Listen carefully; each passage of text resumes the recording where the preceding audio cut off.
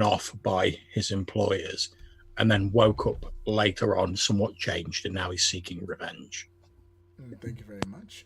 We shall cut onwards to go down to your boy Zigon Chi.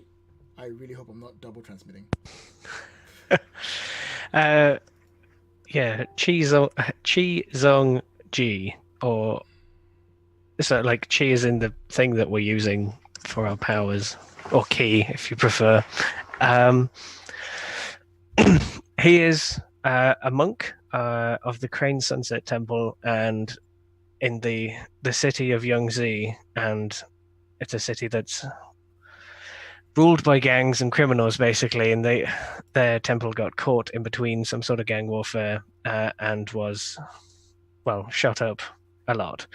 My character is one of the few that survived, along with his master in a almost dead state, and he is now sent to seek justice for that incident and help in the aid of recuperating and rebuilding the temple.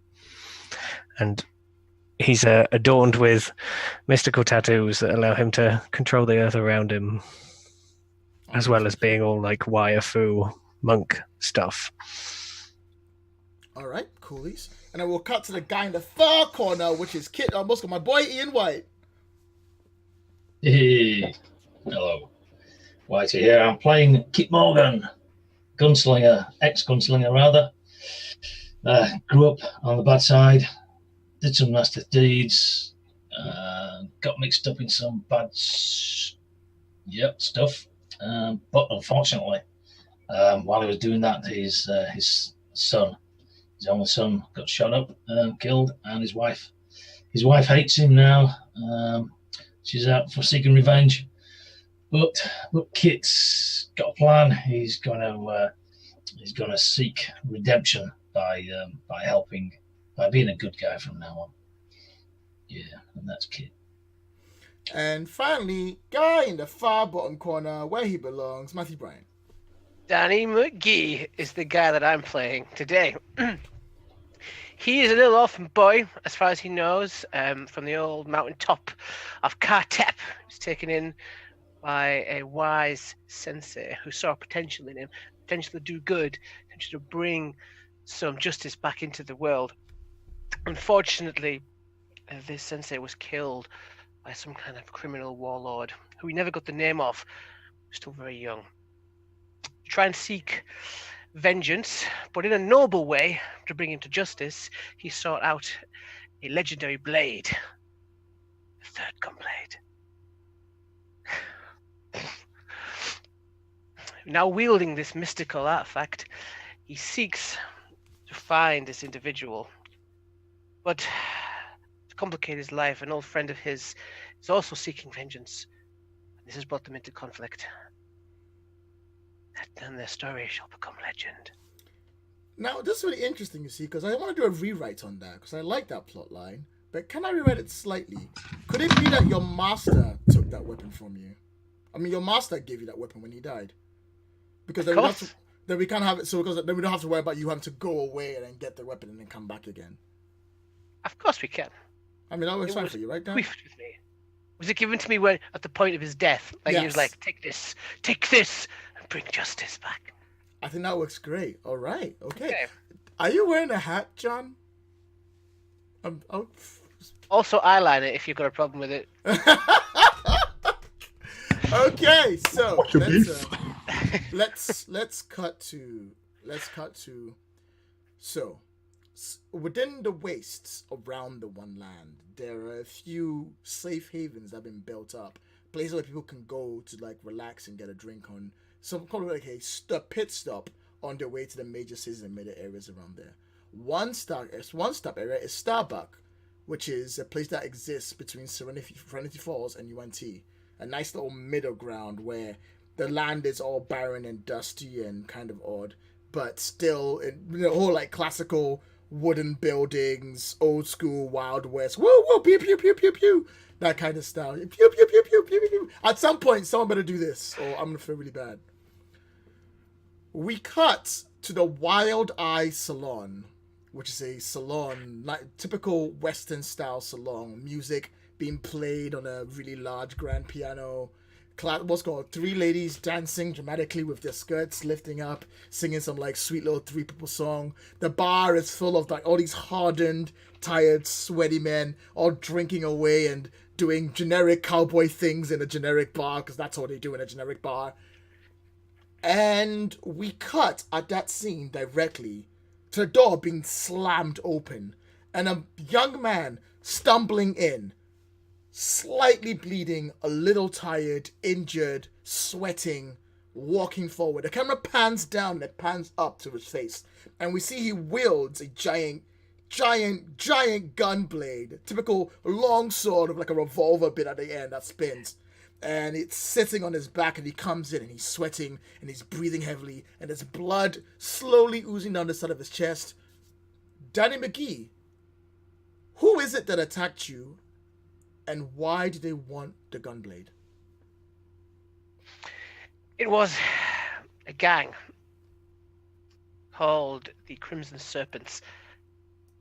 They wanted the gunblade because they hear it can grant wishes. False, of course. Those who do not understand the nature of the blade are prone to make up these stories. What are they called again? The Crimson Serpents. You've just managed to get away from them.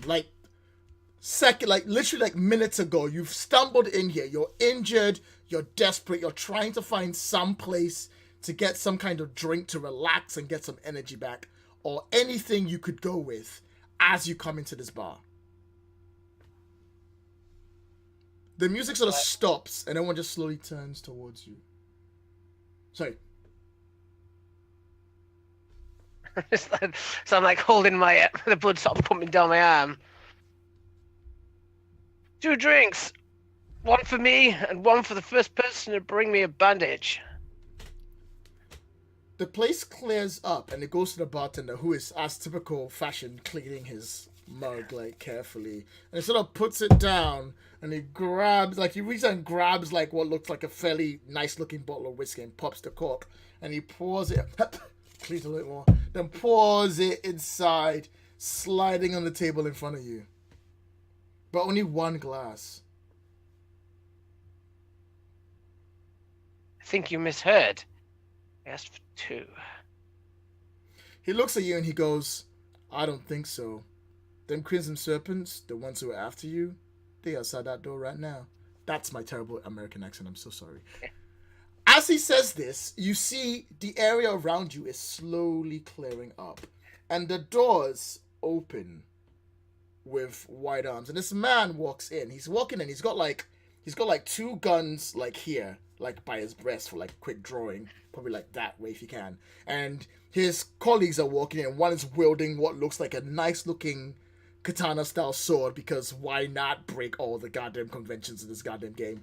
And the others behind him are some of them holding staffs, some of them holding maces, someone's holding what looks like a rifle, and they're sauntering into the area, and they all look around and they cut towards you and they smile. Kid Morgan.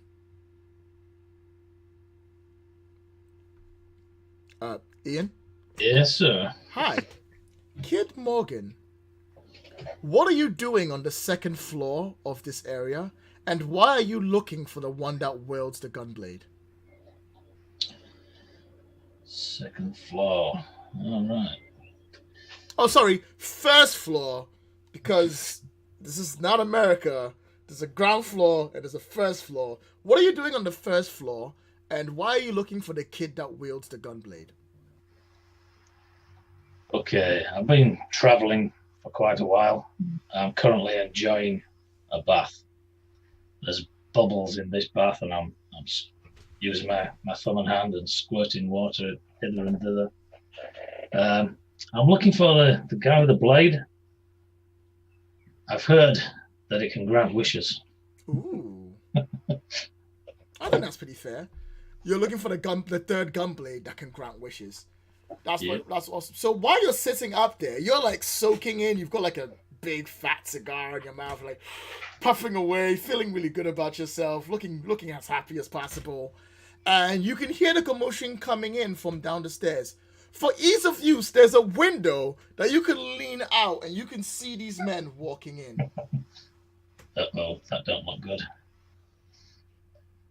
Well, I'll stand up. Soap suds dripping all over myself.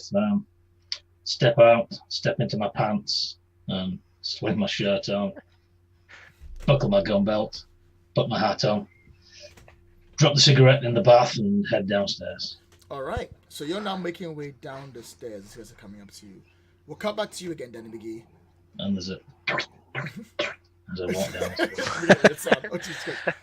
Danny McGee, these men are walking up, and they see you standing. You see that all the bartenders have cleared. There's about maybe like 10 men currently looking like it. It's not good odds for you, to be honest. And he sort of walks on in, and the man like walks up.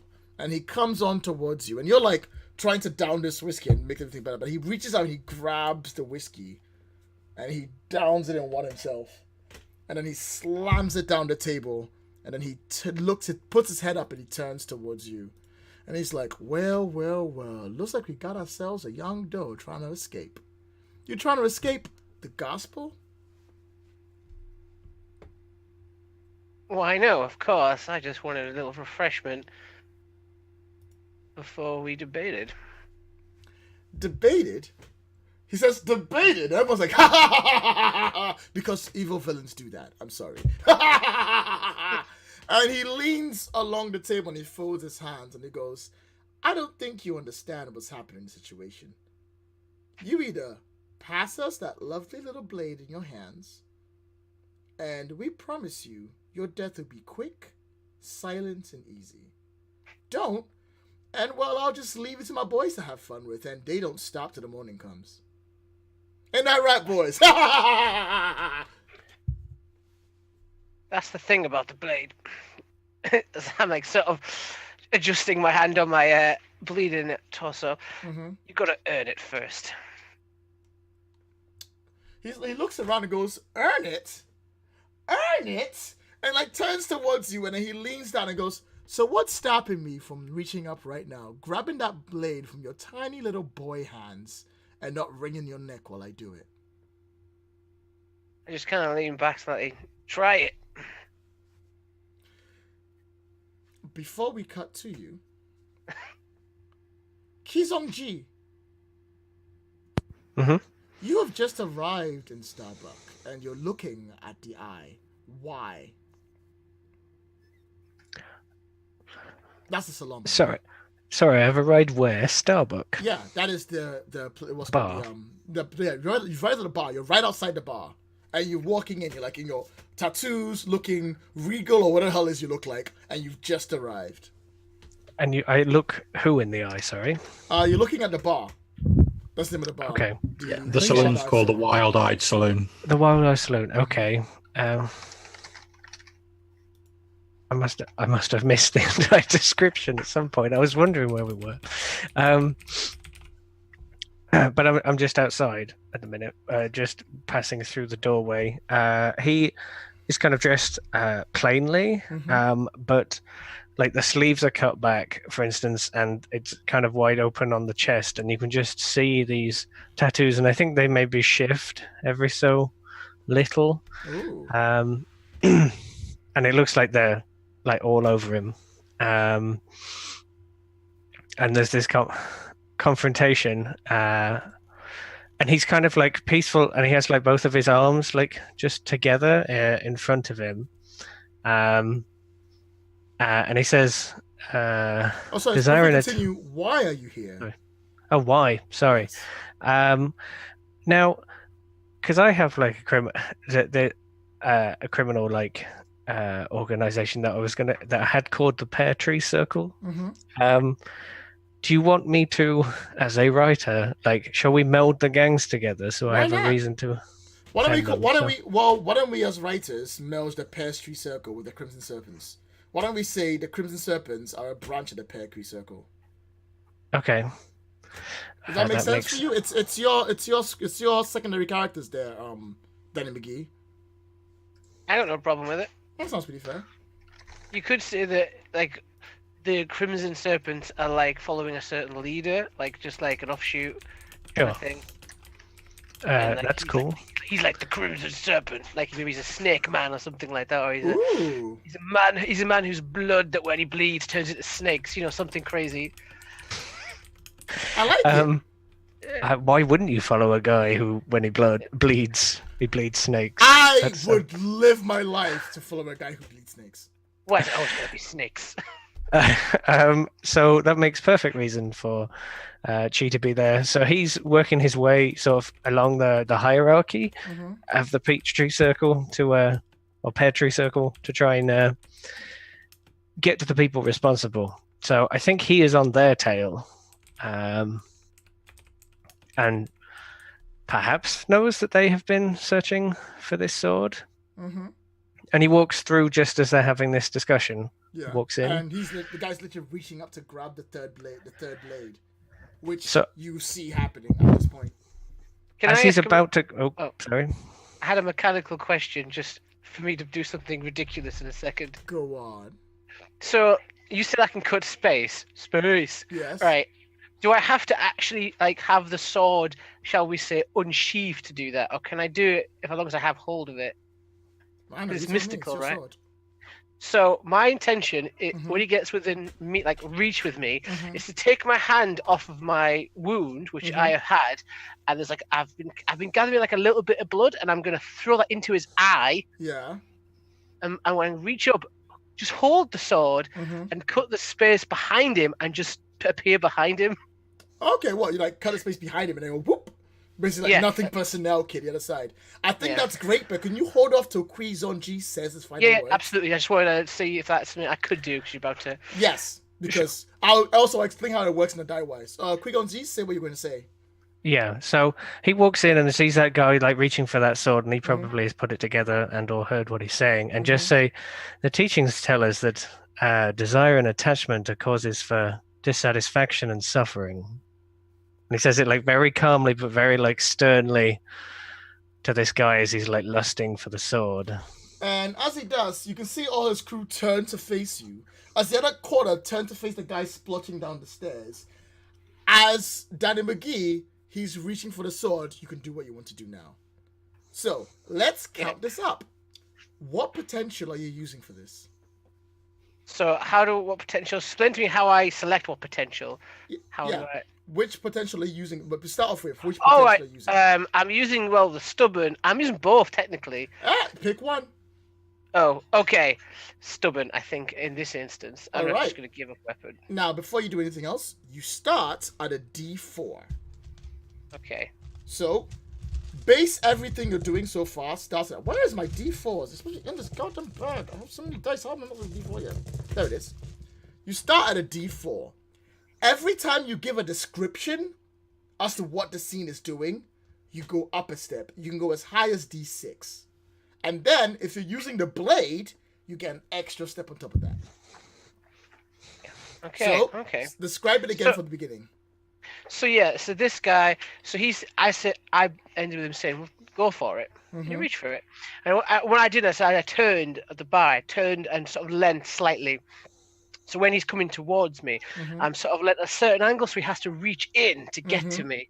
And the sword blade's like above my shoulder, like it's massive. It's like ridiculous. It wouldn't work over the shoulder, but this is where we're at, right? And he's reaching for it. There's like a little kind of keychain thing dangling off the edge of it, like of the symbol of some kind of spirit, which we'll get to later.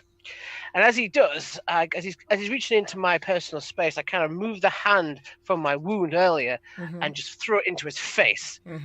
Two blood catching him in the eye. As he does so, and I've made sure I've stayed at the middle of the bar, so when they've parted, it's left enough space that I'm not going to hurt anyone. I don't want to hurt any innocent people here, but also that it's trapped them like where I want them, between the bar and me. I reach up and I sort of caress the handle of the blade. I just put my finger around it. I don't draw it, because if I draw the blade, I mean to use it, kill, or defend. And I don't actually say anything, but I just kind of look where I want to be, and the blade reacts. Okay, so you cut the space between you and that space. And move behind him. Move there, and then what? Ah. Because remember, you've just moved. Like, nothing stops you from just moving. Yeah, and I do that, and then all I do is I just tap him on the neck and just say, "You're not worthy." Okay. Let's have a die roll for that, because I think that will determine how this works. So, you're on a D6. Because you're using the blade, you're now on a D8. So roll 1d8. The target you're trying to beat is his, which is basically 5. Okay. Of course not. Did you fail? I rolled a 4. Okay, so if you look at the cheat sheet, which the sheet next to the character keeper in the next page, when you roll, if you look at it, there's complication rolls. That's what you just did. Yep. You failed with an odd number or even number? I failed an even number. Even number. The roller gains a complication chosen by the roller. You can also... How much you get? 3 or 4? 4. 4. So you're 1 short. Yeah, 1 short. You can spend one of your vitalities to shift the die up by 1. Okay, yeah, I'll do that because I literally bled on him. Yeah, that sounds pretty fair. In which case, you are now effective with an odd number, which means the target gains a complication of its choice. Okay. Ooh. So in this case, he describes what happens next. So you reach out and you tap him on the shoulder. You're like, "You're not worthy." And he turns around, and I will put the complication of fearful on him because he wasn't expecting you to fucking do that. That was some magical bullshit. But of course, because he's now panicking, he looks up and he goes, "Get him! Get him! Get him!" And the men all look around and they seem to be starting to draw weapons and get ready to get into the tussle while he moves back into the crowd to hope they protect him because he's afraid. Tombstone. Mm-hmm. Should I do that? I think that's fair. Why have you swapped with the bartender? I've swapped with the bartender because I was actually the original leader of these Crimson Serpents. Mm-hmm. However, I was double-crossed by the current leader, who left me for dead. And I believe that he did it on the instructions of Red Buckley. Mm-hmm. And I believe he's the guy who can tell me where Red Buckley is. So I've been trying to track him down, and he's been hiding from me. So I'm like, maybe I can get some information out of this guy. I knew from our previous mission before they sort of tried to kill me that we were going after this guy with the blade. So I got ahead of them. I've secreted myself behind the bar, and I've just been waiting for them to roll in. But when they first came in, I was like, let's just see how this plays out a little bit. Like I say, I'm not an unfeeling killer. There's plenty of innocent people in the bar, so I was like, I don't just want to start shooting up the place. So I'm like, let's see how it plays out. And then obviously I've seen all this shenanigans with the sword, and I'm like, well, maybe there was something to those legends about the sword that we heard. All right. In which case, oh God, stop this. Oh God, please no. God, there we go. In which case, let's start from the top. Currently, we're kind of in a form of initiative. So combat is kind of going, and I'll explain how that works as we go along, because I also need to remember how it works. I always forget. Give me 1 second.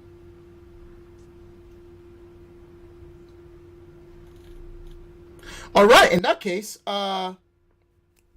John, Tombstone takes the first turn. Okay, so am I just secreted behind the bar, or am I literally am I the bartender effectively? What do you want to be? Okay, well, I think they'd have recognised me if I was just stood there like polishing a glass. Mm-hmm. So I think what I'll have done is I'll be sort of like hidden down behind the bar, probably with like my pistol like pointed at the barkeeper's legs, and I'll have just been like, act normal. Act normal, okay. So that's why he's been like, yes, I'm just here polishing glasses, because he's got like a gun pointed at his leg. I'll take it. So when the guy's trying to like meld back into the crowd, I'm just going to sort of lunge up over the bar, sort of grab hold of him and try and like pull him down onto the bar. Okay. All right. So you're going to grab the guy who's moving away from everyone and pull him behind the bar. Yeah. So as he's sort of disappearing back to the crowd, I just like stand up from where I'm sort of crouched down behind the bar. I'm just going to grab him haul him onto the bar with the idea of like pointing my gun down at his face. Okay, so let's start with what we've got here. What potential are you using? Let's see. I'm gonna actually go for a D6 because which is my mercy one, because part of the reason I've held off and I'm doing it this way is I don't want a huge gunfight to start when there's like innocent people about. I'll give it to you. You start at D4 basically, Okay. and then you reach out. You describe yourself reach out, grabbing him while holding the guy high still. I'd say that's a D6. Yeah, that's fun. So roll a D6, beat 5. That's a 5. 5? Yep. All right, so you will succeed, in this case, with an odd number. If you want, you can spend 1 vitality to succeed with an even number, at which place you can decide what happens to the guy when he's pulled over. If not, he decides. Yeah, I'll spend a... Do you know what? Actually, no, I'll let him decide. So I'll hold him onto the bar and I'll let him decide what happens. All right, so you grab him and you pull him over. He's already terrified, fearful. As you grab him and you yank him over the side, he screams, "They've got me!"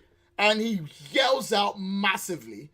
He is going to instantly change his demeanor and give himself a -1 step penalty because you're holding on to him. So now to hit him, it's only 3 because he's fearful. You've got him in a arm headlock. I don't know, whatever you want to be, whatever the fuck you want to do for it. It's all good. And he's like, "Holy shit, everything's gonna die." But he's alerted everyone to your presence. Fair? Yeah, that's fine. I imagine I'm sort of literally like holding him up by like the scruff of his coat. Mm-hmm. So like one hand and then like the other one pointing the gun at his face. In which case, you get to pick who goes next. You can either pick him to go next, his men to go next, or any of the other players. Danny McGee. All right, Danny, you're going again.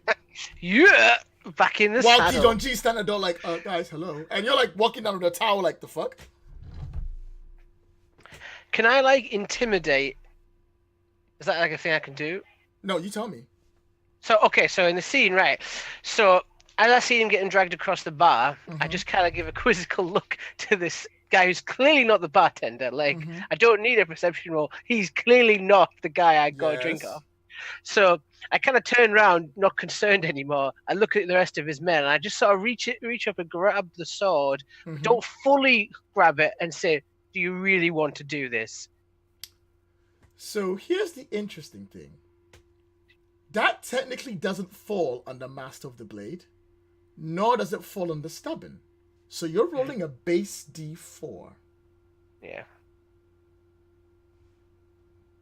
Okay, so I have to talk my way. Yes. Okay, so I'll continue my monologue. Do you really want to do this?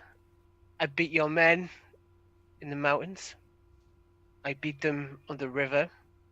I beat them this morning getting here. Do you really want to die today for this? Okay.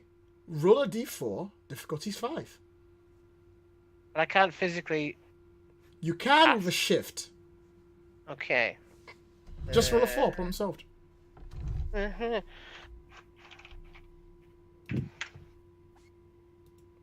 I keep rolling one less than I need. I know, isn't it great? So, here's another interesting thing. You can always spend 1 vitality to re-roll your dice. But the next time you do it, you spend 2. The next time you do it, you spend 3. Okay. The next time you do it, you spend 4 until the scene ends. Do you want to re-roll? Or are you happy with what you got? I'm going to... I'm actually going to leave it because I've maybe bitten off a little bit more than I could chew because I've lost quite a bit of blood at this point, and maybe I should be seeking help. But I'm a raw apprentice and I feel I could take them. I think that's entirely fair. Give me 1 second. I got a quick look at the complication you just gained. So it could be like lightheaded. It could be like flat-footed, something like that. I think that's a fairly decent one. I'm happy to give you lightheaded. You are currently lightheaded, and as such, it gives you a -1 step on every roll you make until you clear it. You're reaching up, you're like, "Oh, I could take you," and you're like, "Oh boy, the blood's losing, I'm kind of going off." You have a -1 step penalty on everything you do from now on until you find a way to clear it. Awesome. That's what I needed. I'm going to say Qui-Gon G. Okay. Qui-Gon. The Qui-Gon Earth Jinn. Man. So I imagine I'm sort of standing peacefully in between, a gang of 4 or 6 of them, or however many of his Yep. men are. And they haven't reacted yet, so you're good. Okay.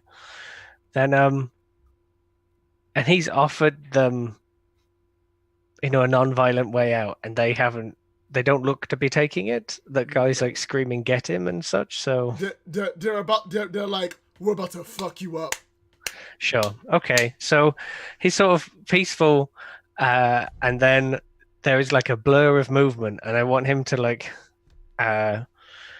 stretch to the left, and his fist just goes into the guy's face, but he's like hardened the fist, so it is this horrible like bone crunch. He doesn't aim to like kill him, just sort of knock him, just knock him, and then as that guy is just about to fall, I hope to like grab him, and I'm gonna like by the arm, and then just throw him into like the guy on my right. Oh, I like it. Okay, so after you roll, you can spend 1 more point of vitality to hit a group if there's a group of extras. These are all the first people you're fighting. Okay. The first 4 are all extras. So it just goes you 1 to take out 4 people if you beat the roll of 5.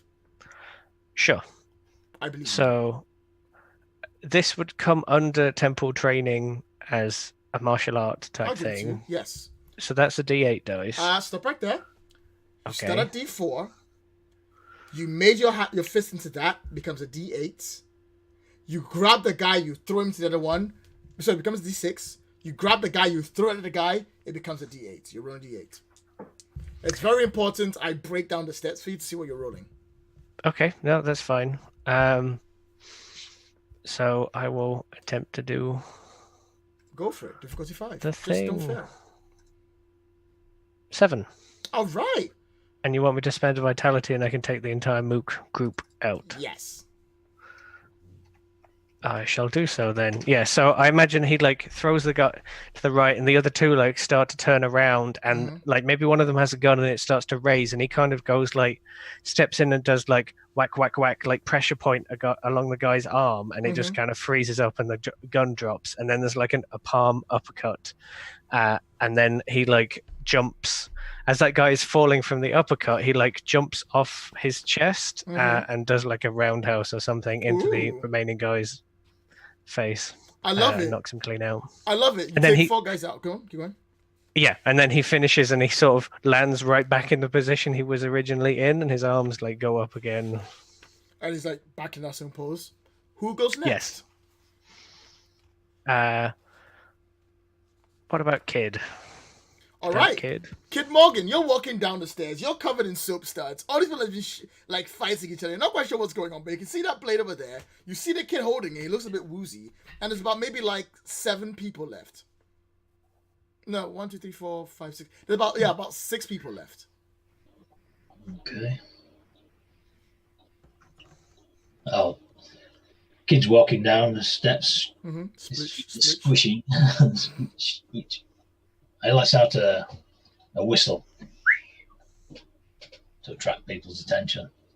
The other 4 guys turn towards you. 4 of the 5 guys turn towards you. You don't want to be drawing those shooting irons, boys. Not who wants to know. What would they say? They'd say, yeah, who's asking? Morgan, Kid Morgan. Are you trying to intimidate him? Yeah. I think that's fair. The only problem is that none of your actual... Oh, hold on, no. You're the fastest gun alive, aren't you? Yep. That gives you... That's a reputation bonus. I'll let you use your D8. So, you've described walking down the stairs, and you've talked them down, but you're only at a D6. Do you have anything else you want to describe to get yourself to a D8? Yeah. My hands are hovering ever so slightly over the the butts of these two guns that are jutting out of my holsters, and they can see, even at this range, as the camera focuses in on the guns, that the butts resemble a woman's figure from the waist up. Okay. These are the Sisters of Mercy. I love it. That will give you a D8. Roll a D8, difficulty 5. Okay. That would be not very much. That would be a 3. That would be a 3. Ooh. Okay, so with a 3... I will spend 1 vitality to reroll. Vitality, yes. Do it. That's a 5, which is sufficient. Oh, no. Oh, yeah, it's a 5. Yep, that's a 5. You're good. You're good. You've got it. So on a 5, which is success with an odd number, they gain a complication of their choice. If you shift it, you can get the complication. And if you shift it up by 1 and spend 1 more vitality, you can take them out. They'll run out. I'll spend it up, yep. Okay, so that's 2 vitality gone. So with you basically walking in and showing the gun, they look over and they're like, oh shit, it's King Morgan. Ah! I don't know why they suddenly became giant girls. But they all just suddenly rush out the building. They're like, oh shit, no, it's so pretty. And the 4 of them will rush out. Who do you want to go next? There is the guy being held by the neck, and there's one more guy standing in the middle of a katana. The single guy with the katana, let's see what he does. Okay, so the single guy with the katana is standing there, and he's holding he's got his katana like perched up, and he looks over at all the men run off, and he like, then he looks over at each of you 4, and he's like, you wouldn't happen to just want to surrender and let bygones be bygones, would you? Nope. As I'm swaying slightly. He's like, I was afraid of that. Then he looks over at the guy being held, and he goes, sorry, boss. Buckley's orders. He draws his katana. But when he draws his katana, there's a red line, like almost like a red straight line going through it. And he flips it up and he sticks it in the ground. And as he sticks it in the ground, flames just erupt in a beautiful circle around him, absolutely surrounding and rushing towards all of you. He's doing an area attack against everyone in the room. Oh no! Oh yes.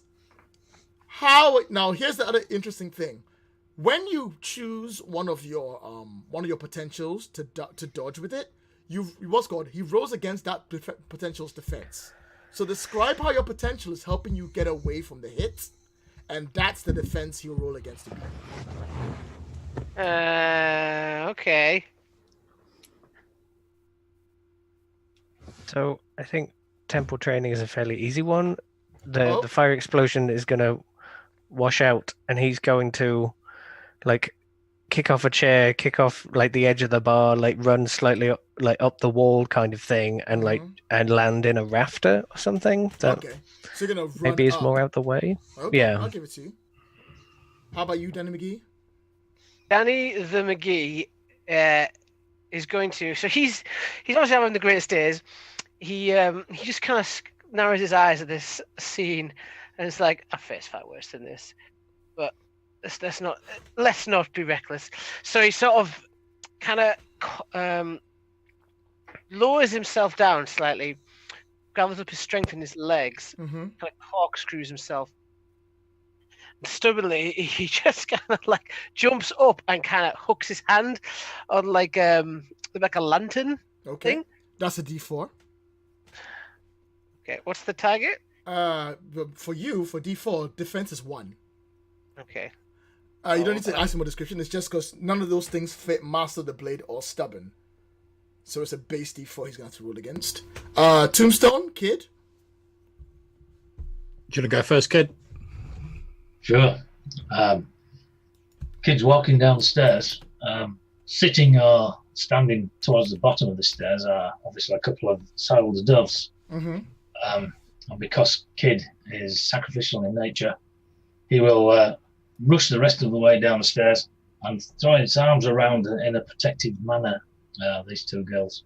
Okay, I think I like that. Yeah, that sounds pretty good. I would have just said you were still wet from the bath, and it does nothing. Unfortunately, that will still be a D4. And finally, Tombstone. Okay, so since I'm given my sort of key power and my reanimated nature, I'm not even going to try and avoid it. What I'm going to do is I'm going to pick still holding the guy by the neck. I'm going to hold him out in front of me, almost like a shield, walk through, like straight through the fire to try and get to the guy inside it. And I'm just going to be like, do you think some fire can stop me? It was a lot warmer where they sent me. Oh boy, Jesus Christ. Okay, so all of you have defense. All of you have defense 5, except for Mr. Key Power Wood of the Third Gunblade, who has defense 1. And I'm about to roll this guy's roll, and poop. And he beats all of you. So everyone lose 4 vitality, except for you. Oh, my brain's going mental. Danny McGee, you lose 8. That's like him dead. That's me unconscious. That's you unconscious. Is there any vitality spend that we can do to mess up his roll, or you can spend 1 vitality to shift his roll down by 1.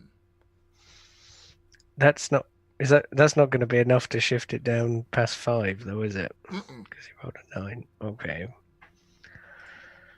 I can't make him re-roll that. This is why I'm an apprentice. I'm not a master yet. Yes. Okay. So I guess him being down isn't too bad, but it means that it makes it easy for him to work with. So yeah, 8, just like that. Bam. Anyone want to do anything before I continue? Cry a little. I think that's fair. Yeah. So can I describe why I fail? Yeah, go on, do it. So I jump up, I grab this lantern, but this place is like a rickety old. I mean, it's not particularly well made. I totally overestimate the strength of this thing. So I get up there and it's kind of like Tombstone goes underneath me, right? And the thing just snaps and I land flat on my ass. You're like, ah! Oh! Yeah. And you take it all. So everyone take that much vitality damage. When the flame goes up, the guy you were holding screams as his body just completely incinerates in your hands. And you take the hit, Tombstone. And you're still like, whatever, I can keep going. But you're like, ooh, ooh, ooh. Oh, sweet child. Oh, sweet summer child. By the time the flames clear out, he's gone. Also, a -2 vitality. I don't know if that makes that's fine. You're on 0. Okay. At the end of every scene, I award 4 vitality to someone you think contributed the most, then 3 to the next person, then 2 to the next person, then 1 to the next person. Who do you think deserves the 4? I'm not going to vote for myself, but if it's other people, I'd say Tombstone, because that was just a very kind of badass, kind of very symbolic moment of an undead person just walking through the flames, don't give a shit. Okay, Tombstone gains 4. Who gains 3?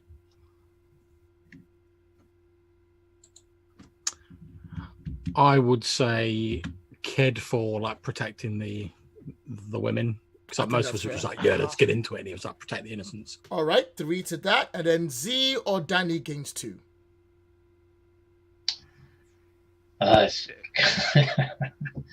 It's going to have to be Danny. Keep getting back on his feet. All right, Danny gained 2. Yeah. He's on G, gain 1. Yay. The flames fan out. And Danny, you get up and you're singed, your head is spinning, you're not feeling great, you're losing Has blood. it cauterized the wound? Oh, go on, it cauterizes the wound. That'd be nice to you. Yeah. What? Fucking bullshit.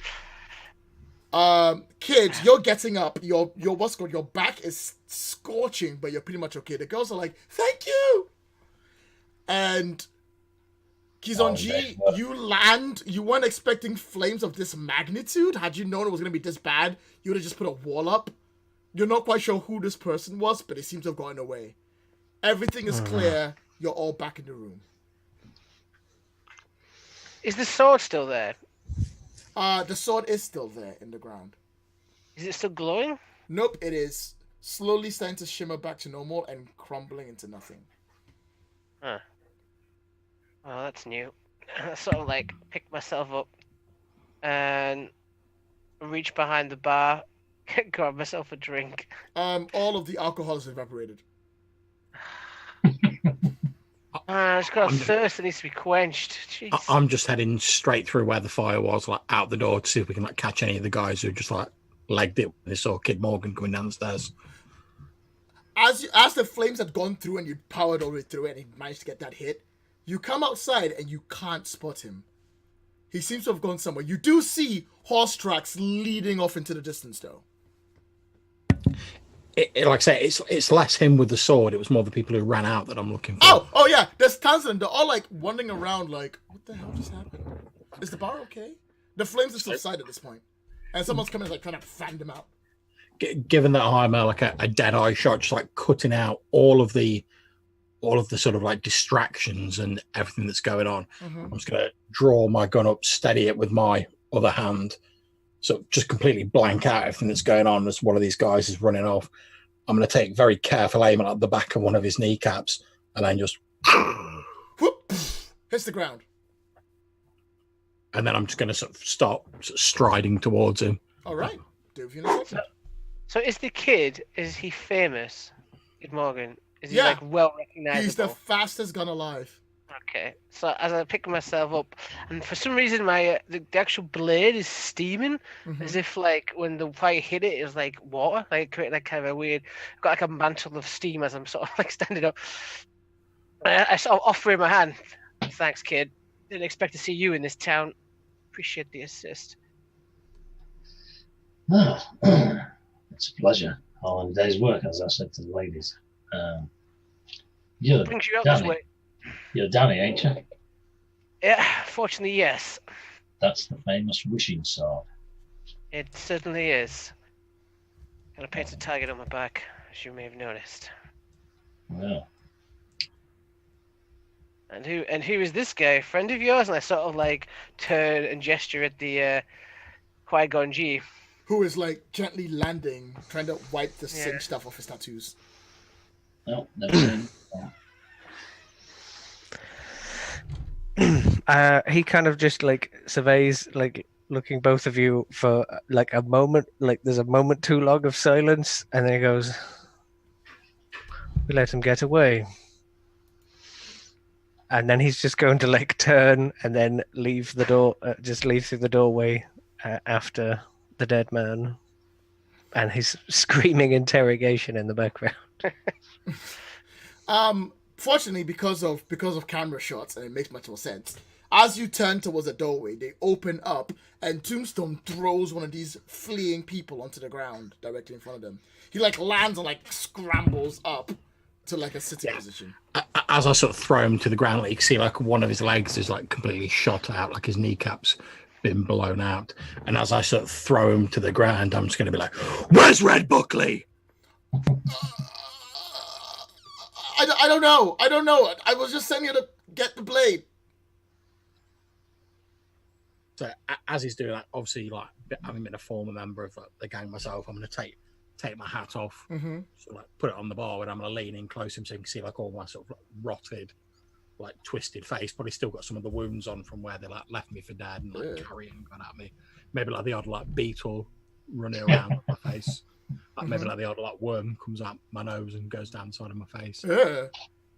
And I was gonna hold my face next to him, like say got a tooth missing, sort of like rotting breath coming out of him. So like, "Where's Red Buckley?" I think that deserves a roll. So this is a challenge roll, not a normal, everyday, boring-ass roll. So you're rolling versus the challenge to get him to talk. This difficulty is only 3. Okay. You are quite terrifying. You've already gone 1 dice. You described your like horrible, icky things coming up, and you've spoken to him. So that's a D6 you're rolling. So what I'm going to do, see if I can get a bit more, is as I'm sort of like saying that, I'm going to reach up to the bar, so grab like, they have the pots of like cigars and shit on the bar. Uh-huh. I'm just going to reach up, grab one of them, like light it, take a big drag of it, not breathe it out, but like from like the various like holes on my face, just like the smoke just like drifts out the side of my face and probably out some bits where there's holes in my gear from where like I was shot previously. I think that's great. However, you're still on a D6 because you can't actually get any higher than that. That's fine. Because you're unstoppable, but you're not intimidating. Okay, that's a 4. All right, you're one short. You can gain a step. You can gain a step up, by the way, or spend a vitality if you like. Yeah, I'll spend a vitality. All right, so that puts you back there. You're looking good. You're looking great. He's like, He's like, he looks around like this. Look. I don't know where he was, but I know where he'll be. Where? And he leans I've got a score to settle with him. 3 fingers pass. He'll be at 3 fingers pass. He's expecting the blade there. And the other one. What other one? The other one he was told to collect. There's another blade. He nods furiously. And what does this one do? Does it grant wishes like the first? Hey man, I don't know, okay? I just work here. I didn't ask for this. I sort of stand back and I'm going to like flick my gun down and like inspect the ammunition before like flicking it back up again, as though I'm sort of considering whether to shoot him or not. He looks over at Qui-Gon G for like some kind of assistance. Please, God. The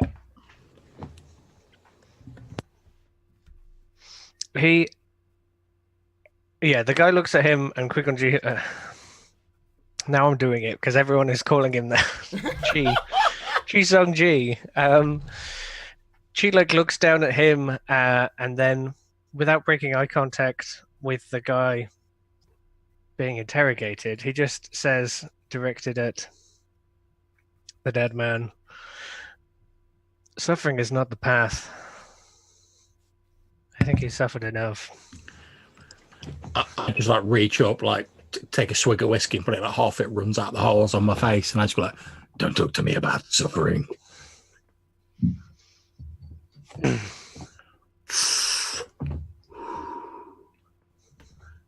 I'll blow like a big cloud of smoke in the guy's face who's on the floor. Sure. That guy's completely fucking out of it. Like, he's like, I'm about to die. What do you guys want to do? You may have suffered more than most, but this isn't the path to your enlightenment. Yeah. You don't really want to shoot him. I'll sort of smile a bit when Ki Zong says, "Oh, it's not the path to your enlightenment." It's sort of in my mind, I'm thinking, it's about a week and a couple of gunshots too late for that. but then I'll sort of like remember that part of the reason why I got shot in the first place was because I didn't want to kill some people. I wasn't like a hardened killer, and in the back of my mind, I'm thinking, oh, is this what it's turned me into? What happened to me? Has it just turned me into what I was trying to avoid becoming? And I'll just grumble like, fine, and I'll holster my gun and take a couple of steps back, but like keep my eyes, like my sort of white milky eyes, locked on the guy on the floor, and I'll just gesture for them, like if assuming that they want to speak to him. The guy said 3 fingers pass, right? For Red Buckley, right? Yeah. Do we know where that is between us? Presume Kid, so. Kid definitely knows where. I think Kid will know where he is. Okay. Kid, do you know where it is? Yeah, I know where it is. Where is it? It's about 2 miles northwest of here. Is it easy to get to? Well, it's easy to get to, but the place itself is like a warren in there. Could get lost quite easily. You need someone who knows the area. I just sort of hitch my belt. And that is someone none of you have. You would need a guide to get you to the warrens of Three Fingers Pass. Although it does occur to me, I'm thinking that this guy who's like lying on the floor, he's part of the gang who've like scoped out the area. He probably knows the area pretty well. He looks up and he goes, "Look, I know it's Three Fingers Pass, but I'm not a guide. I'm not bred like those people. They're special." I'm gonna sort of kneel down now. I've came out a little bit behind everyone. Who's the guy with the sword? Guy with the sword? Oh, that's Houston. Ever since he hooked up with that new lady of his, he's been showing off like he's some kind of like powerhouse or something. Am I supposed to know who that is? That's his name, okay? Look, I don't know. I'm just telling you who his name is. It's Houston. Some of his friends call him Sideways. I don't know what you want from me. Does that name ring any bells for you guys? It's kind of turning towards the... If I've been on their trail for a while, do I know anything about Houston? Can I know about Sideways Houston? Is he like a lieutenant or something to Red Buckley? You've been on this trail for a while, but you've not heard of Houston. He must be someone new. A new soul to the damned path. I don't recognize that name. I laugh when he says damned path. That's right. Huh. Where do we find a guide? He looks at you like he's going a little bit insane, and he's not quite sure. He's like, try the surgeon. And the surgeon is here? Like, he points out the door. You can see there's a barber surgeon just across. Okay. Oh, it's one of those kind of towns. Okay. Did the bullet go straight through, or is it inside him? I have interest. Did it go straight through inside him? Tombstone? Straight through. Oh, okay. Oh, I was going to do something cool. Unless it's more dramatically interesting to be still in him. In which case, go for it. We can rewrite that. That sounds fair. Yeah. Yes. This could act as a healing attempt or something, or it could just be pure fluff. But I want to, like, go when he's pointed to the surgeon, just go, "Thank you, friend," and now to help you walk. And I just want to put my hand over the bullet wound and, like, some of the tattoos like shift and like focus around in like a circle on the back of his hand and pulse. And I want it like just to affect magnetism and like draw the bullet back out. Oh yeah, that's gonna help. I hope it not being in there too much. Now we can wrap the wound. Just for a second there, I could see Lloyd being a movie director. yeah. Oh, That's how it works. That's how bullets work, right, guys? All right, yeah. You reach in and use the powers of the earth to magnetize, pull it out, and you yank it out of his leg. He screams in pain. But it's gone in. It could come back out again. Yeah, it's fine. He'll get over it. Sure. Yeah, and then he just his hand closes and opens again. Once he's turned it open, it has the bullet fragments in.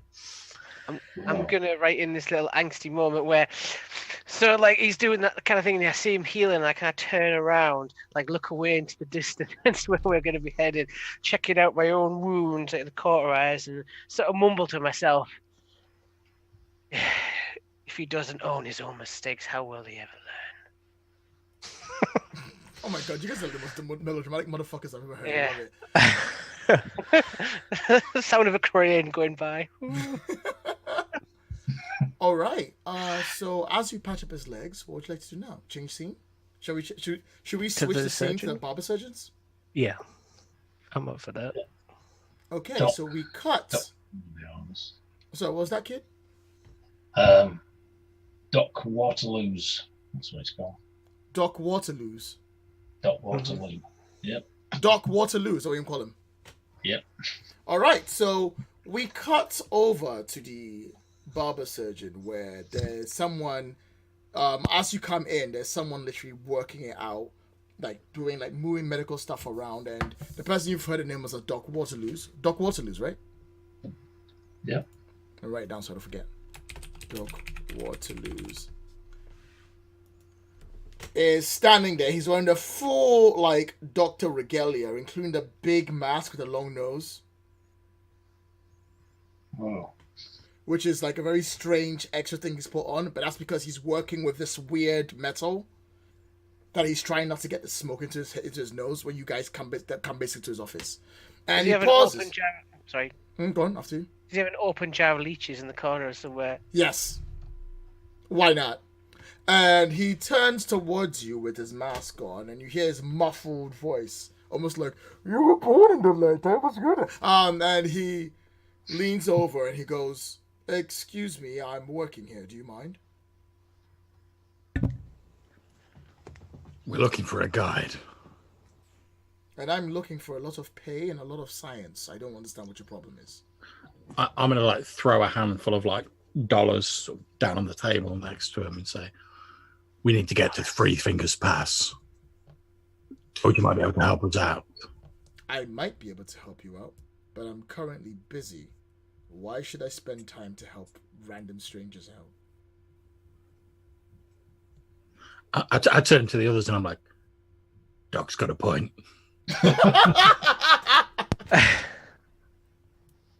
Doctor, your town, like many, is ravaged by these gangs. So, Would it not be in your business's interest to see them diminished? my business of interest is getting money from people who have been shot and injured. Why would I want to somehow magically stop that by taking you to a random place in the middle of nowhere? So it's like we're in the wrong shop, guys. Let's have one shot now, boys. Gotta go. You mean you don't work to help people, regardless of the harm done onto them? To keep myself alive, and I don't see why helping you would suddenly help other people. Stop very dangerous men from fighting something they're not meant to. He looks at you and he's about to speak, and he pauses. And then barks. And then barks. Woof! Oh! He's a werewolf. Okay, he pauses and he looks at you, Danny McGee. Then he looks at the rest of you. Then he takes a deep breath and then he goes, "All right, I'm happy to come along if you're willing to pay." Yeah. I'm glad we could convince you. I like to do my business with people who know what to do with their money. And sure, it's packed down. I'll take you where you need to go. Can I attempt to try and like read him? Is he going to lead us into some sort of ambush? Is he in league with these people? How are you going to read him? Just, like read his face and his attitude. That was a very quick kind of change in his behavior. Okay. Can I make a suggestion? Can I do like a rewrite? Can I? Go on and do a rewrite. Go on, So allow Dan's character to Qui-Gon Jinn, whatever. So Dan, you only have yourself to blame. I'm so sorry, but I have no part in this. Yeah, so what I suggest on the writing table is if you want to read him, kind of make it sort of reach over and thank him, grab his shoulder, and then using your earth kind of power, kind of sense the vibrations in his heart, like in his body, to see the truth. Ooh, that's a good one. Sure, like a lie detector kind of thing. Yeah, like if his heart rate is raised. I'll give you that. Yeah, I think go for it. I like to imagine as you're reaching over Qui-Gon, I'm going to sort of like lean in just close enough to your ear and in a very low voice that only you can hear, and I'm going to be like, "I could get the information out of him, but I don't think you'd want me to." It involves bullets. No, it doesn't. Okay, Something worse. So I don't think your temple training or your temple teachings allow you to read men's hearts. Straight up. Oh. Could So I? you have a Could it be D4, mystic tattoos? But I'll let you use your mystic tattoos to make it a Yeah. D6. So I get a +1. So no, you step up by one die to a D6. Okay, cool. Difficulty is very easy. It's just 5. Not so certain on that, but let's go. You'll be fine. Nope. Just roll a 6. I have not. What'd you get? 3. So remember, you can spend vitality to re-roll. Why not? I'll spend a point. Let's All right, see. do it. 2. Nope. Still failed. Well, you can spend another one if you want. No. No. I think he is not able to. All right. Right. So now. you reach your hand up and you grab him. Now you rolled a 2 against an opponent, which is the roller gains a complication. So what complication do you want to give yourself for that? That something about him, like I don't trust him, maybe, or well, I mean, it's up to you how you want to go for it. Let me just double look up. There's 4 types of complications. Now's a good time for me to tell you what they are. sure. Let me just go through the list because I always forget what they're called. Okay, Go. so you can either have a penalty, which is a -1 step penalty to a single potential, like I've done to Master of the Blade, which I've done to your boy. You can have a restriction, which removes access from a single prop, set piece, or other aspect that was introduced to the scene. You can have an inception, where you're led to believe something that's not true, or reinterpret information from a wrong thing, aka you read something wrong and you don't realize what you do, or you just take a lot of damage. Jesus. It's like a blood vessel pops in your head. Yeah. Turns out he's allergic to men. He just. He was wearing one of those hand buzzers, and I just get shocked. Yeah, I don't think it makes any sense for you to pick damage, so don't pick damage. I think it has to be the Inception thing, doesn't it? Like it's all about viewpoints and him trying to read him. So. Okay, you reach up and you listen to his heart, and his heart sounds so irregular. Something is odd about it. You're not very good at teachings, but something about this man doesn't seem to sit right by you. Okay. You're definitely certain there's something not right about this man.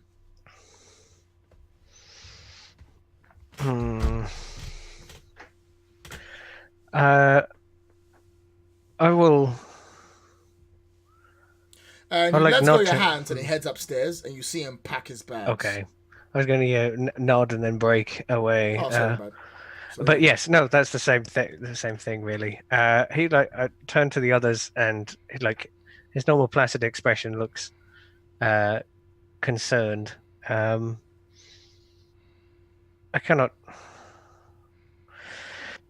do not believe my insight into the mysteries of the human heart is flawless, but there is something strange about that man.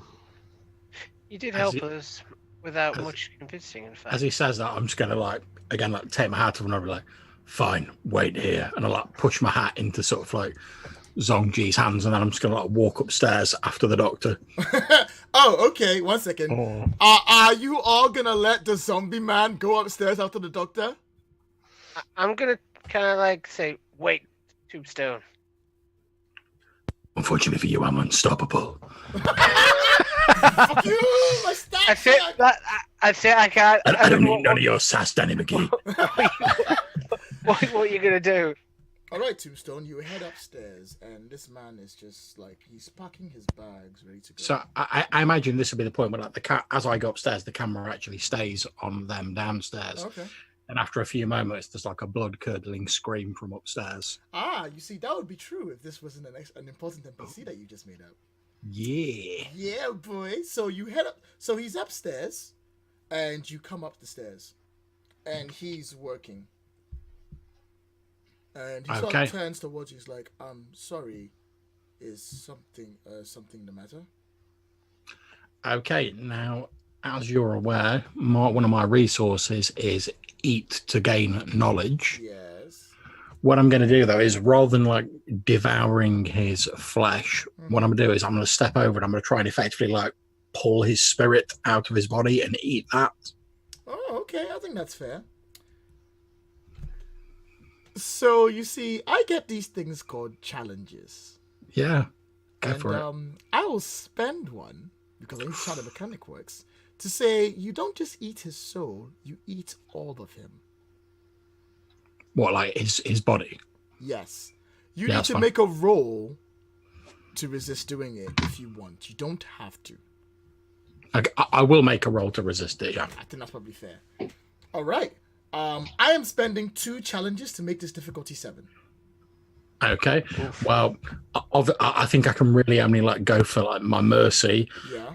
So I imagine what will happen is like I pull the soul almost like a mist. I sort of reach out. Mm-hmm.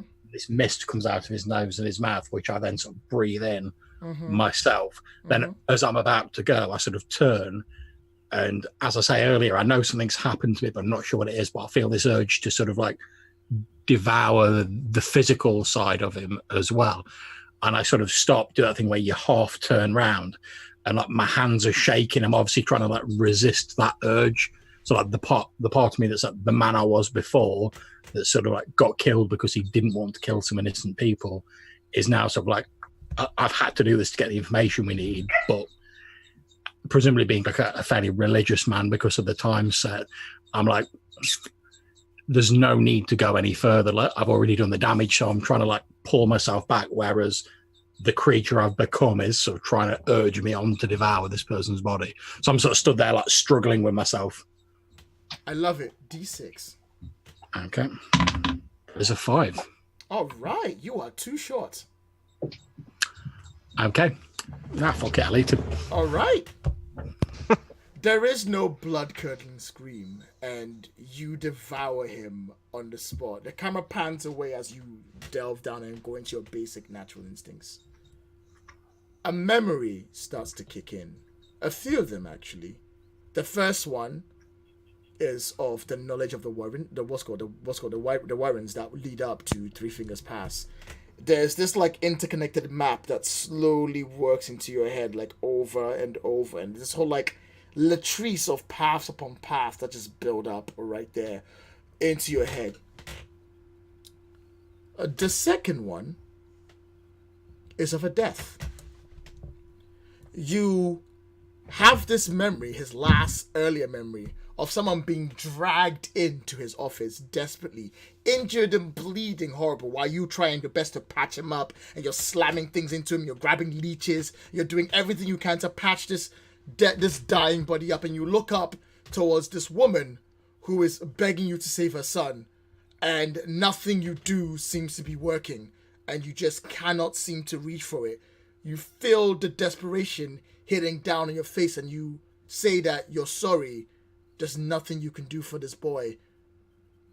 As you say this, you can see behind a woman standing in the doorway, eyes darkened, a different look upon his face, is Kid Morgan.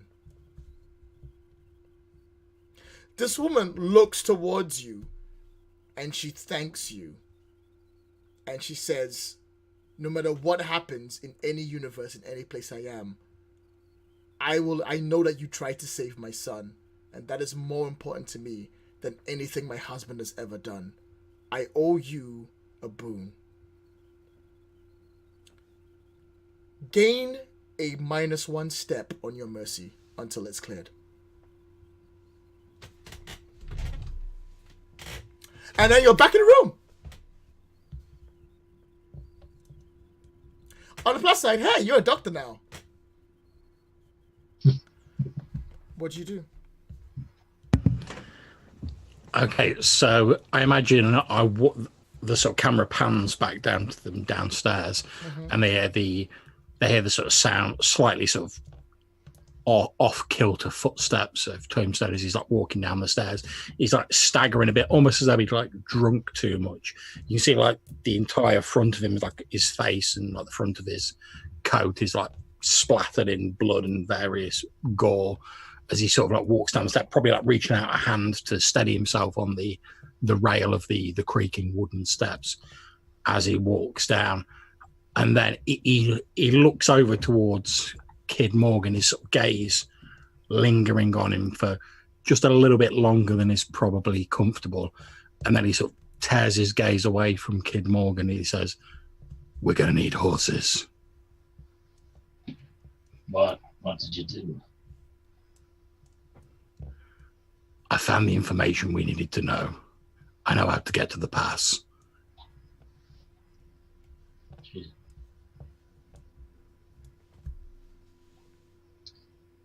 Perhaps we should pay the man for his services. He's already been paid in full.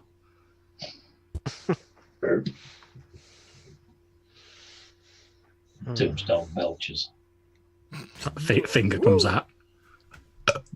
Are you guys doing anything in the situation, or do you want me to move, or do you want to change the scene so I can bear you the consequences of the action that you've just taken? Yeah, I'm good to go. Yeah, I'm good. Let's just leave it up here alone. I can't think of anything I want to do in this particular scene.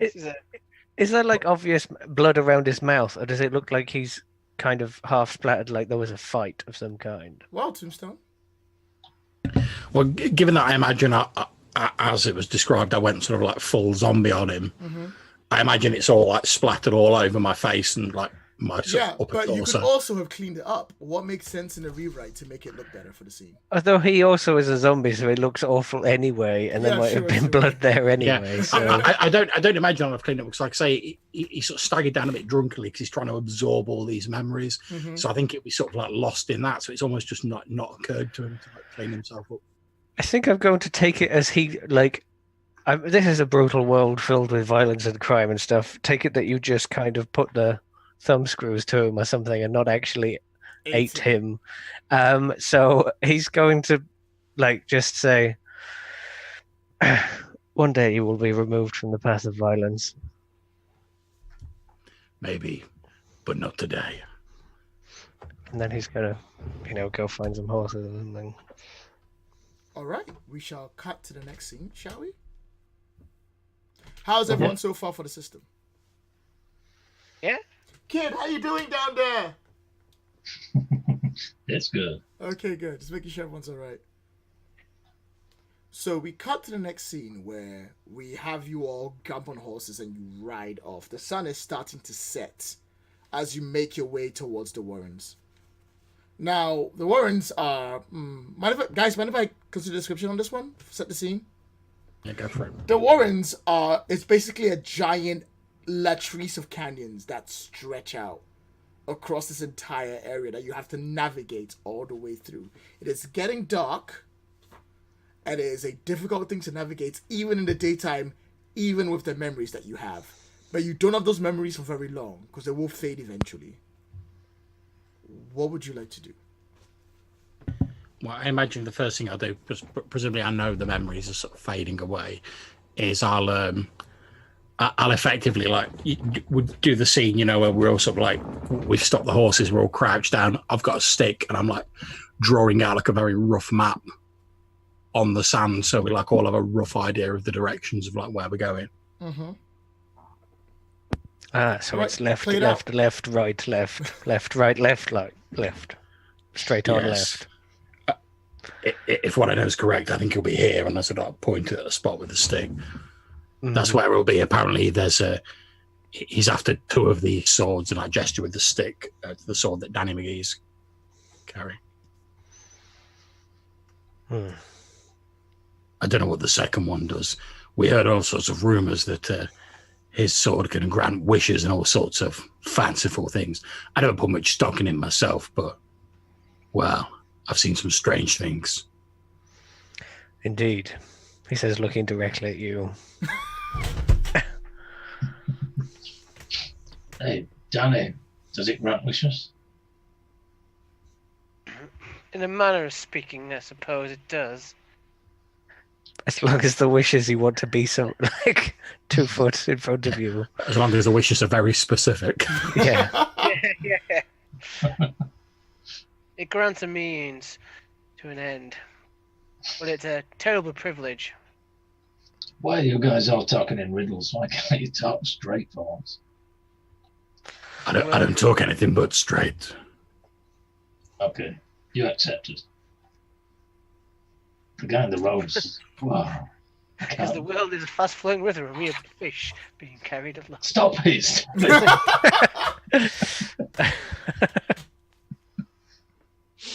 By the way, Morgan, I'm sorry about your kid. Yeah, me too. I need a wish to bring him back. You might want to think twice about doing that. Doesn't always work out right.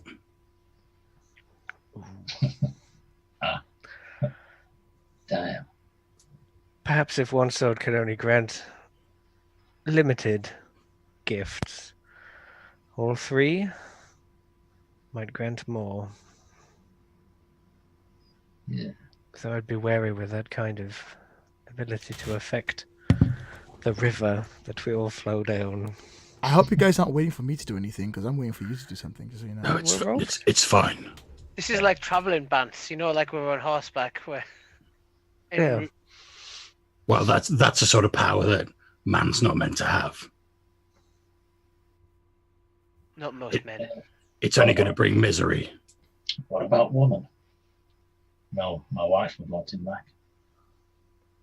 She might be the one to cast the spell. Speech. Oh, so you weren't talking riddles then? All right. No. Okay. Can I? Oh, sorry. Lloydkins, can I have a brief flashback scene, just a briefest flashback scene? Mm-hmm. And this is when I say the world is a river and we're able to fish being dragged up on it. That actually came from the person who said that to me was my old sparring partner. I'll give you that. Let's have a quick scene with you and Wistful River. Mm-hmm.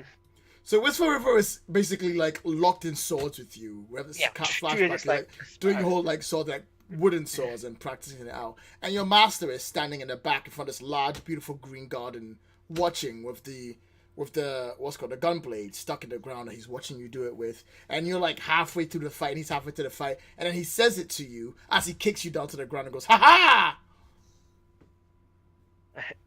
This is true. I am more the stone that sticks in the river.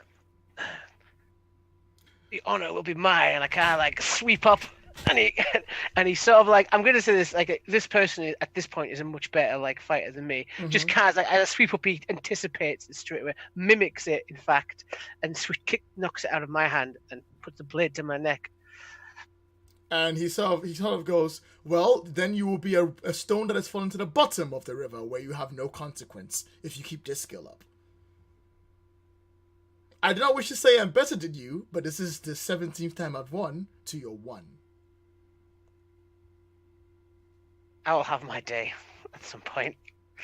He goes to sheath his sword, and your master walks up, and he looks you forward, and he sort of goes, "I wish you boys would stop fighting so much.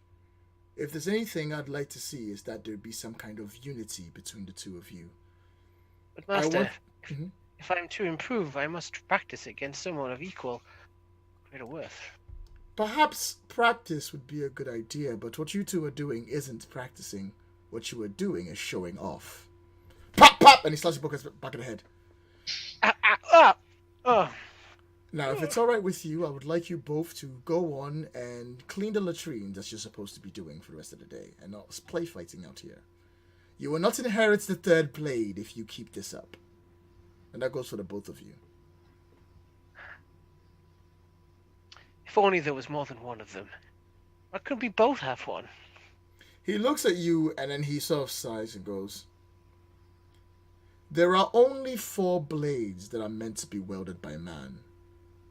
If perhaps you are unlucky to find yourself with both one and encountering the other, I would suggest that you run. The 3rd blade is only the 3rd of its kind. The 4th blade is that of danger. The 1st is that of mercy. And the 2nd is that of death."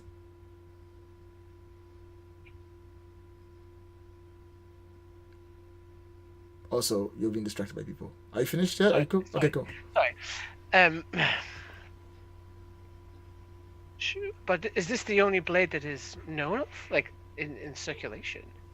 He smiles at you and goes, "Perhaps I'll tell you some other time. When you clean the latrines." Yes, master. And then the scene cuts off. Yeah. Sorry, could I just get that straight? Which mercy, death, danger for the blades? Yeah, mercy, death, danger, and the 3rd one, which he hadn't named. And the 3rd one. Okay. He hadn't named the 3rd one. 3rd one's the one that I have. Yes. Okay. It'll be the justice. It'll be justice. Justice or maybe redemption. Mercy Death, the one that I used to get to the shops really quickly and Oh. Mercy, Death, and the Blade of Online Deliveries. The Amazon blade. Instant Prime. We cut Instant back Prime. to you all walking down, heading towards the warrens, on your horses. It is now pitch black. The wind howls through the canyons as you continue your journey. It is getting more and more difficult to see. We ought to stop. Find somewhere to shelter to build the fires and keep warm. Yeah, so using my knowledge of the area, if there's any sort of like small caves or anywhere we could take sort of shelter in for the evening. There is sort of one coming up that you know of. It's a common resting place. Just a little way ahead, there's a place where we can stop if you all need to rest. And it's not Should give us that- a bit of shelter. And it's not that far from the Three Fingers Pass. Just a short trail ride from there to the Three Finger Pass, but we can take shelter in there from the wind and the sand. So quick question. This is directed at the Qui-Gon Jinn. So his mystical order, is this a well-known order? Is this, could you tell us two things that are wildly representative of the order and something that's false that people perceive to be true? Oh, okay. Don't put me on the spot. So the Crane Sunset Temple is, I'm guessing, kind of one of those like Buddhist warrior kind of temples with, standing on the poles and, feats of endurance. But it has a generally peaceful attitude and outlook. And it was kind of like a sanctuary for people, which I think is why it got it in trouble with various crime families and gangs, and usually like they consider it bad juju, bad luck to shoot up. But what I think one of the newer, less respectful gangs or something did catch them somewhat unawares and commit this kind of gunning down of quite a lot of the order. I think that's in recent memory, and I think that's also known because it's a bit of an occasion. And that news would have kind of spread. Say that was, I don't know, a year ago? However long he's been on this path, I'm not sure, but like about a year sounds right for now. Okay.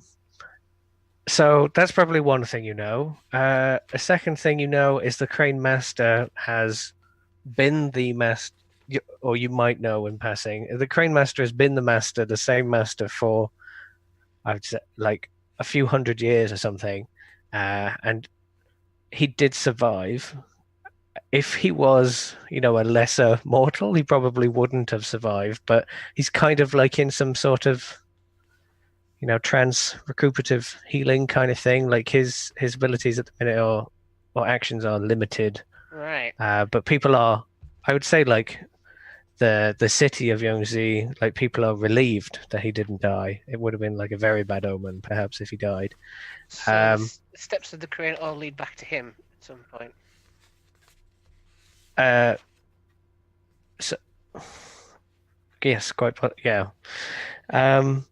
As for something that you might, I think the thing that is a bit more mysterious about them are the tattoos that allow for mystical capabilities. Okay. And there's probably a lot of rumors flying around about what they can and cannot do.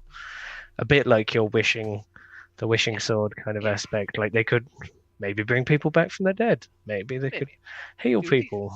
Maybe they could build a temple out of the dirt or something. I think there's probably a lot of stories about that. The reason I was asking is the kind of question as we're panning into this, like the cave area. I'm sort of turning to you. I'm guessing we're all on horses at this point. Yeah. Yes. Fuck it. Yeah. This is cowboy samurai Wild West. So, and I sort of look at you, give the tattoos a once over with, as I'm sort of like blunting. So I hear you guys are stone cold killers. Not one to judge. We all have our shtick. And I hear that you guys can get a vibe about places. That sounds a lot like he's judging, by the way. I mean, that really sounds like he's judging to you. I'm just saying that's not he's judging. I'm just putting out that. I've got a lot to learn. Right. Do you get a vibe about this place? You get any senses like these tattoos can do wondrous things? I mean, I could try.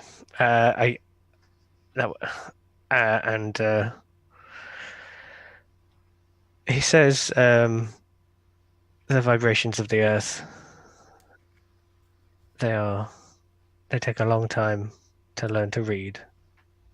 I can but try, and I'll put I imagine he like jumps down like nimbly off the horse, and he puts like, his fingers and thumbs like just, like a centimeter or two or like an inch into the dirt, and he's kind of like takes a pose, a position or something, closes his eyes, and I will try like maybe read if there's any danger that comes to this place, or if there's anyone already here. Maybe. So your ability only affects melee, so you can only sense things directly around you. I don't know that, so you can tell me whatever you want. No, but maybe he also doesn't like.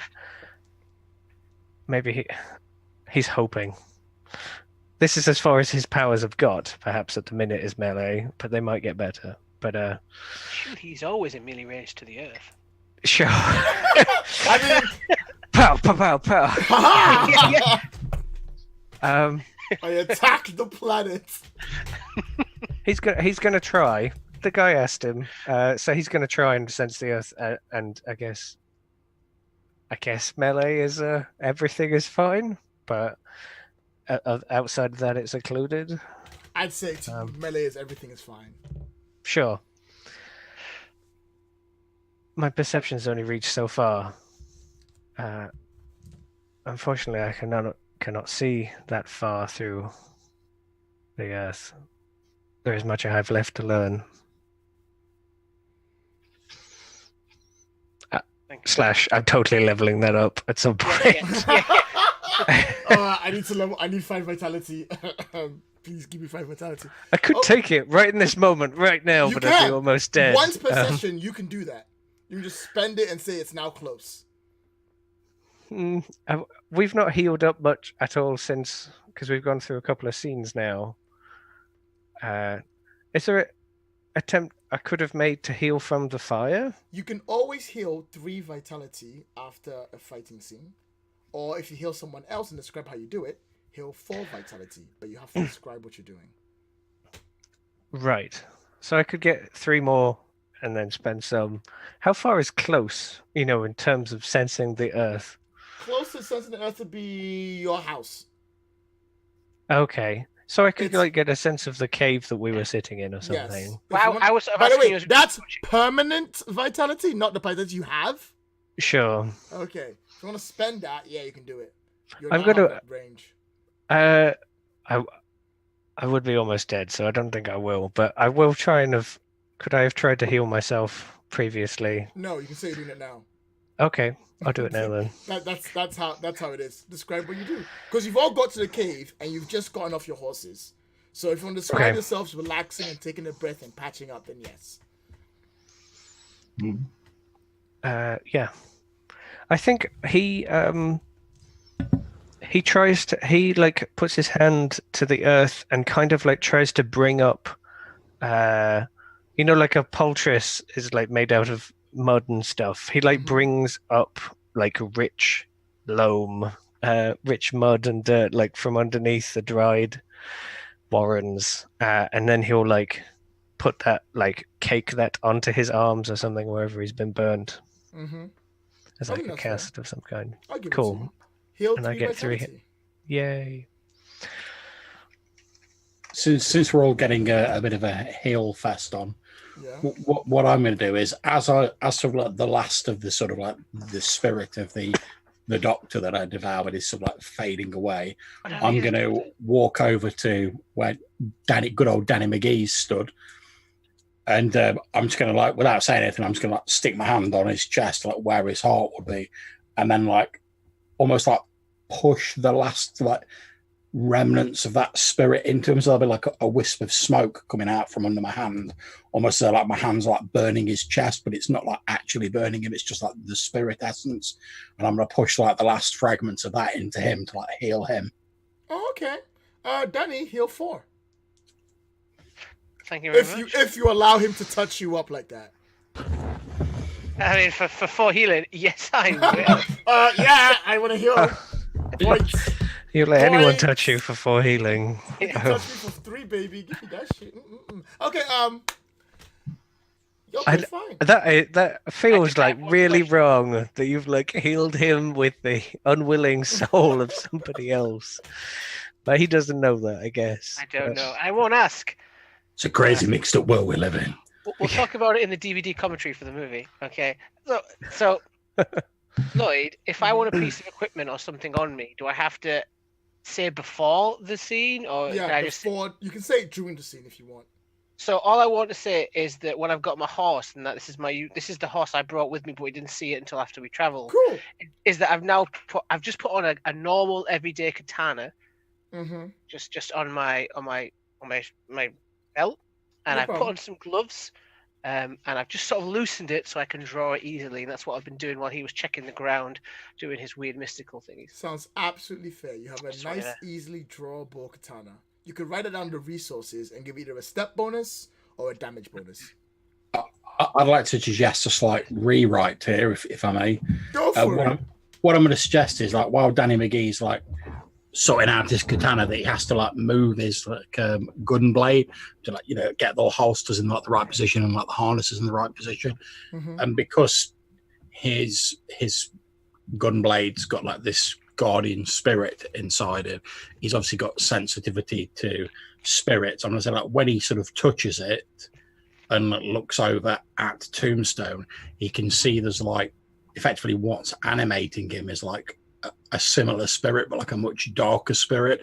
So as he's like touching his gun blade to like move it around, sort of sensing like the comforting like spiritual vibes from his blade, glances over at Tombstone. Instead of seeing like Tombstone stood there, he just sees this like blackened skeleton with like flames and like wisps of smoke coming out of it. Okay. And then as he takes his hand, sort of starts and like takes his hand off the hilt of the gun blade, like it fades away until he can just see Tombstone stood there. Can I also suggest a slight edit? Go on. Is that this happens just before like you heal me, so when I look at you, you've got the face mask from the doctor in the image. Yeah, right. And it's sort of like dissipating, like it's like dust is like kind of like it's dissolving. Nice. Welcome. Hey kid, how you doing over there? Yeah, kid's sitting to one side, he's back against the cavern wall.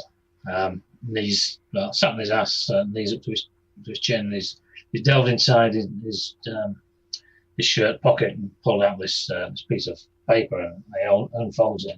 It's actually one of those old sepia photographs. Oh, I'll give you that. There's a woman and a boy, and it looks like there would have been someone else, but it's been torn off. And he looks and he kisses them both and refolds it and tucks it back. I'm about to scene jump, guys, so bear with me.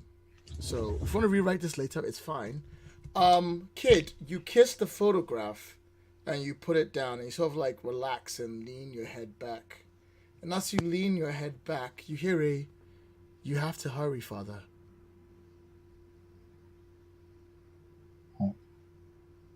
What? You have to hurry. Your eyes open up, and sitting next to you, almost like he's always sat there, on your ranch that you used to own, with your wife cooking a lovely meal behind you, and a smell of like roast pork coming through, is your son. And he looks up at you and is like, "You have to hurry. Mom's making dinner." Oh. Bobby, okay, right. Oh. We should go in for it. And like he grabs you by the hand and leads you towards the house. Hey, slow down, kid. Slow down. He looks from the side and he runs inside ahead of you and he disappears around the corner. Yep, I stride in, a big smile on my face, expecting to see Annabelle making the meal. You come inside the room and it is, as you left it, cobwebs everywhere. Pots upturned, not used for like the years that you've been away. Chair broken, windows smashed in by the people who raided your place. Absolutely broken down. And your son sits on the far end of the chair And he looks up you and he goes, "You have to hurry, Father." Where are you, Bobby? Tell me where you are. I'm coming. The fifth blade is coming. You have to stop Mom. Fifth blade. I don't understand, kid. I don't understand. Where is she? He says you will, and he lifts up a hand towards you. And as he lifts up towards you, the doctor's face comes flying out, and it's full on like mask, and it slams into yours. And as it slams into yours, it's morning in the cave. Oh, I jerk my head back and smack my head against the wall. Ow, shit. If Danny's around, I'll go, "I sense that."